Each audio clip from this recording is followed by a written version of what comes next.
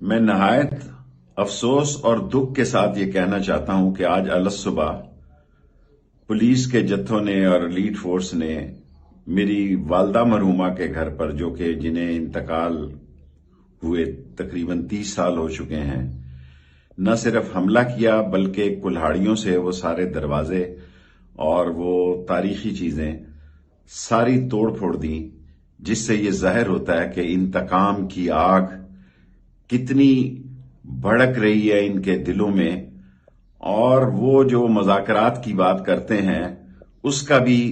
یہ جنازہ نکالنے کی بات کر رہے ہیں۔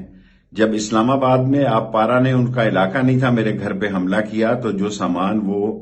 اٹھا کے لے گئے تھے، گھڑیاں، کیش اور جوتے، انہوں نے کہا تھا، اور ٹیلی فون 3 کہ ہم واپس کر دیں گے، وہ بھی انہوں نے واپس نہیں کی۔ میں سمجھتا ہوں کہ میری زندگی کی سیاست میں ایوب خان کے وقت، جب میں اٹک قلعہ میں تھا اور جب میرا کورٹ مارشل ہوا، میں اسٹوڈنٹ تھا، بچہ تھا، ہری پور جیل میں، اس وقت بھی اس قسم کی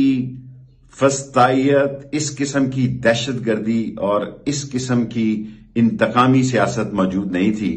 اور ہمیشہ انتقام کی سیاست خود اپنے آپ کو ڈبوتی ہے۔ یہ ڈوبنے جا رہے ہیں، اور آج الصبح انہوں نے جو کچھ میری والدہ کے تاریخی گھر میں، لال حویلی کی طرح میری والدہ کا گھر بھی ایک تاریخی دروازے تھے اس کے، اور اس میں تاریخی چیزیں تھی، تمام کلہاڑیوں سے توڑی، تمام سامان کو توڑا، اور اگر میں مطلوب ہوں تو F I R WhatsApp پہ لگائیں، میں خود پیش ہو جاؤں گا، اور لوگوں سے تنگ کرنے کا آپ کو کوئی فائدہ نہیں ہوگا، کیونکہ آپ کے تنگ ہونے کے وقت آ چکا ہے۔ ہم انتقام نہیں لیں گے، کیونکہ معاف کرنا ہی بہادر لوگوں کا کام ہے، لیکن جو آپ کر رہے ہیں، جو آپ گڑھا کھود رہے ہیں، اس سیاسی قبر میں 13 کی 13 پارٹیاں دفن ہوں گی،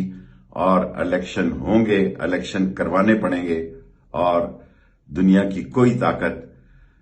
کوئی طاقت الیکشن ہونے سے نہیں روک سکتی، ورنہ گلی محلے میں جو ماحول بن رہا ہے، غربت جو طوفان کی صورت میں گھروں میں سے نکل رہی ہے، وہ سب کو لپیٹ میں لے لے گی، اور ابھی